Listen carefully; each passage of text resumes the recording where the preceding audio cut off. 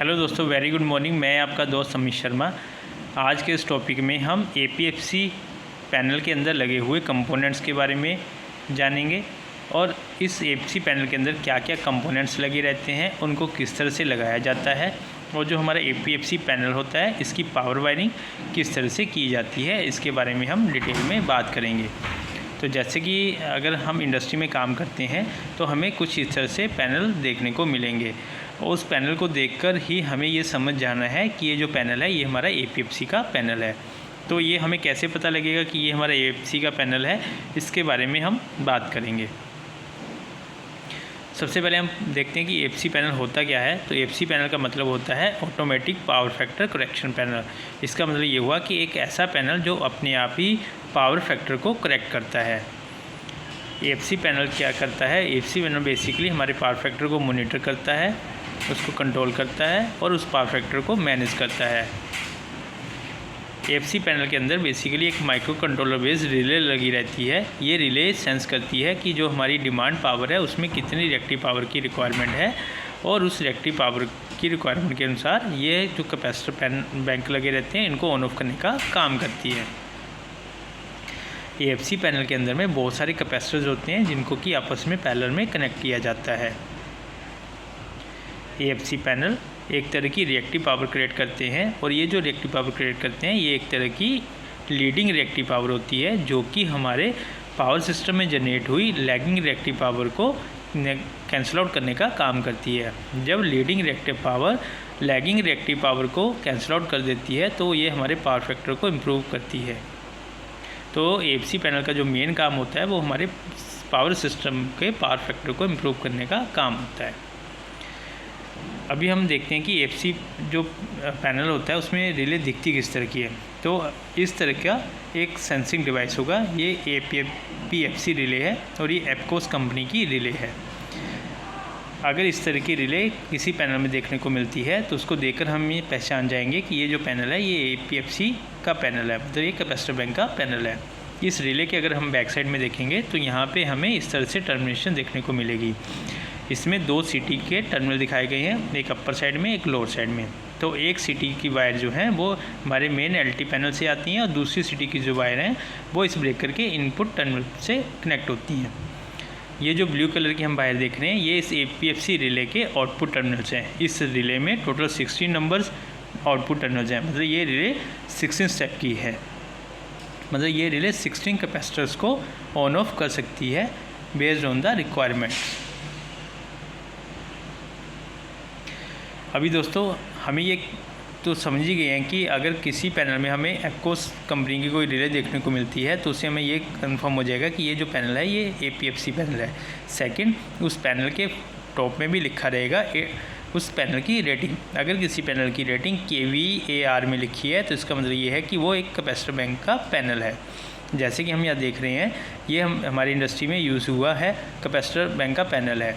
इस पैनल को अगर हम देखें तो यहाँ लेफ़्ट साइड में हमें एक एसीबी ब्रेकर देखने को मिल रहा है। यहाँ एमसीसीबी भी हो सकता है, लेकिन हमारे केस में यहाँ पे एसीबी ब्रेकर यूज़ किया गया है और ऊपर में यहाँ पे RYV इंडिकेशन, एसीबी ब्रेकर की on off trip indication, Epcos relay, volt meter, ammeter और सेलेक्टर स्विच का यूज़ किया गया है। ये सेलेक्टर स्विच बेसिकली हमें जो एपकोस रिले है, अगर हम एपकोस रिले का यूज़ कर रहे हैं तो इसको ऑटो में करेंगे। ऑटो में सेलेक्ट करने से ये जितने भी हमारे ये जो कंपार्टमेंट्स हैं इन कंपार्टमेंट्स के अंदर में थायरिस्टर लगे हुए हैं तो ये थायरिस्टर को फायरिंग करने में हेल्प करता है।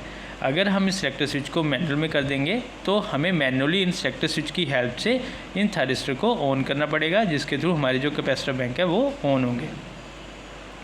लेकिन अगर हमने इसको ऑटो में किया हुआ है तो ये अपने आप ही रिले अपनी रिक्वायरमेंट के अनुसार से सिलेक्टेड जो थायरिस्टर्स हैं उसको ऑन करेगा और थायरिस्टर होने से कैपेसिटर जो इसके साथ में लगे रहते हैं वो ऑन होंगे ताकि हमारे पावर फैक्टर को इम्प्रूव कर सके। तो इस तरह से ये रिले काम करती है। बेसिकली रिले काम कैसे करती है? रिले काम इस तरह से करती है कि इस रिले में हम पावर फैक्टर का एक सेट पॉइंट दे देते हैं। जैसे मान लीजिए हमने 0.98 का एक सेट पॉइंट दिया तो ये रिले हमारे रनिंग लोड में चल रहे पावर फैक्टर को मॉनिटर करेगा, उसमें देखेगा कि अगर पावर फैक्टर रिड्यूस हो रहा है तो ये जितने भी हमारे कंपार्टमेंट्स हैं इनके पीछे में कैपेसिटर्स लगे हुए हैं अलग अलग रेटिंग साइज़ के, तो ये डिपेंड्स अपॉन द रिक्वायरमेंट उस पर्टिकुलर कैपेसिटर बैंक को जो है ये ऑन करेगा। और उसके बाद भी एनालाइज करेगा कि अगर सेट पॉइंट और डिजायर्ड वैल्यू जो अभी रनिंग वैल्यू है वो मैच हो रही है तो उसके बाद ये पर्टिकुलर उसी रेंज में उस थायरिस्टर को ऑन रहने देगा। अगर इस रिले को लगा कि अभी भी पावर फैक्टर इंप्रूव नहीं हुआ है तो ये नेक्स्ट किसी दूसरे थायरिस्टर को ऑन करेगा, उस थायरिस्टर से कैपेसिटर ऑन होगा, जिससे कि ये पावर फैक्टर को अचीव करने की कोशिश करेगा डिज़ायर्ड सेट पॉइंट को। अगर हम पैनल के फ्रंट कवर को ओपन करेंगे तो ये पैनल हमें कुछ इस तरह से दिखाई देगा। इस साइड में देखेंगे तो यहाँ पे हमारा मेन ब्रेकर था, ये जो हमने फ्रंट कवर ओपन किए तो यहाँ पे हमें थायरिस्टर और एमसीसी भी देखने को मिल रहे हैं। अगर हमारा कैपेसिटर बैंक 100 kVAr का है तो उसमें 2 थायरिस्टर यूज़ किए गए हैं। अगर कैपेसिटर बैंक 50 kVAr का है तो उसमें 1 थायरिस्टर यूज़ किया गया है। एमसीसीबी का काम है इन थायरिस्टर को पावर प्रोवाइड करना इनपुट टर्मिनल तक। तो जो एक थायरिस्टर है वो 50 kVAr के लिए है, तो जहाँ पे भी 100 kVAr का है वो वहाँ पे हमें 2 थायरिस्टर मिलेंगे और जहाँ पे 50 kVAr का वहाँ में 1 थायरिस्टर मिलेगा। बीच में हम यहाँ देखेंगे तो एक स्मॉलर साइज़ का थायरिस्टर है, ये 20 kVAr का है। अभी हम बात करते हैं एपीएफसी पैनल में लगे हुए कंपोनेंट्स के बारे में। तो सबसे पहले है इनकमर ब्रेकर में हमारा एसी भी हो सकता है, एमसीसी भी हो सकता है। इसके बाद है APFC controller, power supply, contactor, voltmeter, ammeter, capacitor, reactor, heat register, thyristor और एमसीसी भी। तो ये सब डिफरेंट कंपोनेंट्स हैं जो कि किसी एक एसीबी ब्रेकर एक कैपेसिटर बैंक पैनल के अंदर में लगे रहते हैं। अभी हम बात करेंगे एपीएफसी पैनल में लगे हुए कंपोनेंट्स को उनकी इमेजेस के साथ में कि उनको किस तरह से पहचान सकते हैं। तो सबसे पहले हुआ है एसीबी इनकमर। तो ये पार्ट जो है वो एसीबी इनकमर जो है वो हमें इस तरह से दिखाई देगा। सेकंड है एपीएफसी रिले। तो ये जो पार्ट है ये रिले है, यही एपीएफसी सेंसिंग रिले है जो कि इस कैपेसिटर को ऑन और ऑफ करने का काम करता है। नेक्स्ट है कॉन्टैक्टर। इस फ्रंट कवर को अगर हम ओपन करेंगे तो उसके बैक साइड में हमें ये इस तरह से कॉन्टैक्टर देखने को मिलेंगे। नेक्स्ट है थायरिस्टर।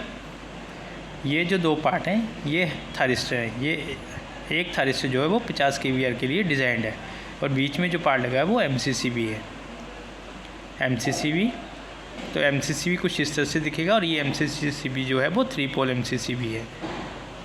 रिएक्टर, ये जो है ये रिएक्टर है। ये पैनल के बैक साइड के कवर को खोलेंगे तो हमें वहाँ पे रिएक्टर देखने को मिलेंगे। दोस्तों एक चीज़ का और ध्यान रखें कि इस कैपेसिटर बैंक में हमने जो थायरिस्टर यूज़ किए हैं, थायरिस्टर में जो इनपुट सप्लाई आ रही है वो एमसीसीबी की आउटपुट निकलकर फ्यूज़ में जा रही है और फ्यूज़ से 2 वायर आ रही हैं हर एक फेज़ की, वो थायरिस्टर के इनपुट टर्मिनल पे कनेक्ट हो रही हैं और एक फेज़ जो है वो डायरेक्टली रिएक्टर पे कनेक्ट हो रहा है। तो जो बाई फेज़ है वो डायरेक्टली रिएक्टर पे कनेक्ट हो रहा है और जो आर और बी फेज़ है ये थायरिस्टर के थ्रू रिएक्टर तक आ रहा है। इसके बाद नेक्स्ट है कैपेसिटर। तो जो कैपेसिटर है, कैपेसिटर में जो 3 वायर आ रही हैं ये रिएक्टर की आउटपुट से निकल रही हैं। रिएक्टर और कैपेसिटर, तो रिएक्टर के इनपुट टर्मिनल में जो वायर है वो यहाँ से थायरिस्टर से जो वायर आ रही हैं वो रिएक्टर के इनपुट टर्मिनल पे कनेक्ट हो रही हैं और रिएक्टर से जो आउटपुट निकल रही है वो हमारे कैपेसिटर पे कनेक्ट हो रही है। नेक्स्ट है डिस्चार्ज रजिस्टर।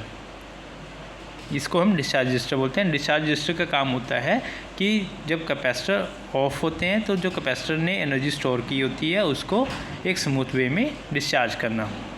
दूसरा, ये कैपेसिटर में इनरश करंट फ्लो होने को भी रोकता है, क्योंकि जब कैपेसिटर ऑन होते हैं तो एक हाई करंट फ्लो करता है। अगर हाई करंट एकदम से इनरश करंट फ्लो करेगा तो कैपेसिटर डैमेज हो सकता है। तो उस चीज़ को भी अवॉइड करने के लिए रजिस्टर का ही यूज़ किया जाता है।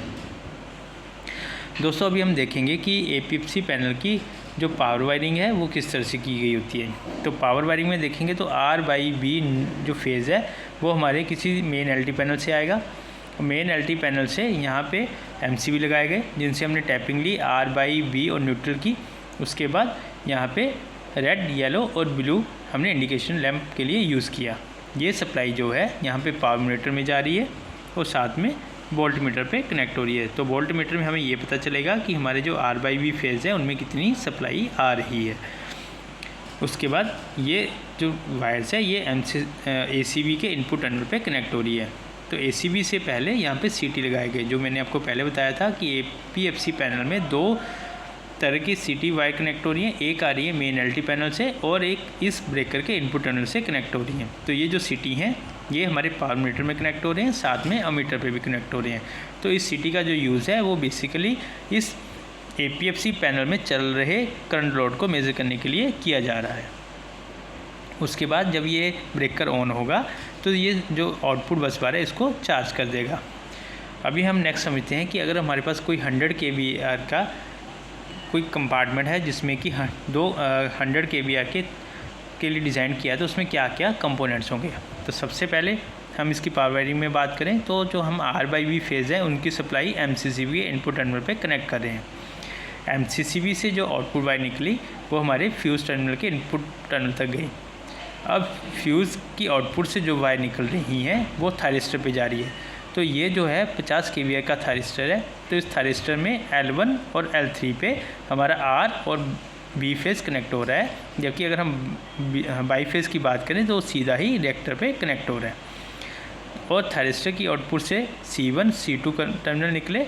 ये जो टर्मिनल हैं ये रिएक्टर पे L1 और L3 पे कनेक्ट हुए।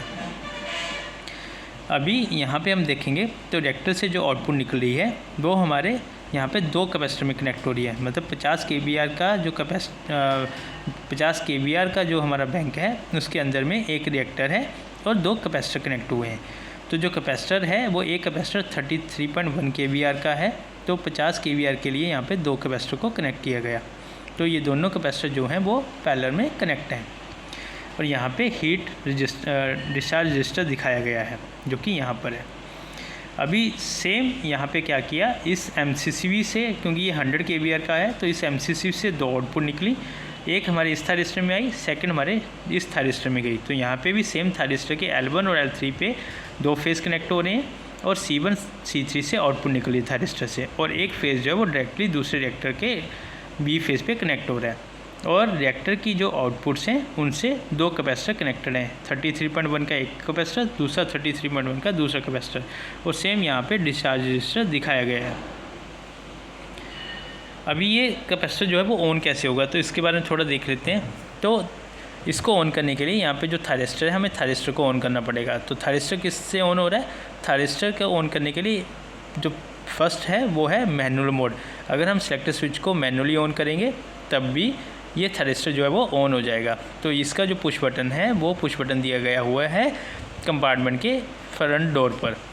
दूसरा है कि 1A1 ऑन होगा। तो 1A1 जो ऑन हो रहा है ये ऑन होता है हमारे APFC रिले से। अगर APFC रिले का कॉन्टैक्ट ऑन हुआ तो उस कॉन्टैक्ट के ऑन होने से यहाँ पे एक सप्लाई आएगी जो 12 वोल्ट की, और ये 12 वोल्ट से जो ये थायरिस्टर जो है वो ऑन होगा।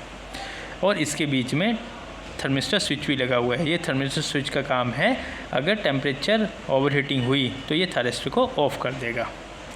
तो इस वीडियो में हमने ये समझा कि एक जो हमारा कैपेसिटर पैनल होता है उस कैपेसिटर पैनल के अंदर में क्या क्या कंपोनेंट्स लगे रहते हैं और उन कंपोनेंट्स के क्या क्या नाम होते हैं, और उनको फिज़िकली देखकर हम कैसे पहचानेंगे कि ये कंपोनेंट को हम किस नाम से बुलाते हैं। दूसरा हमने ये देखा कि जो हमारा कैपेसिटर बैंक होता है इसमें किस तरह से पावर का फ्लो होता है। तीसरा, कैपेसिटर बैंक में जो हमारे कैपेसिटर लगे रहते हैं वो किस तरह से कनेक्टेड होते हैं। Thank you.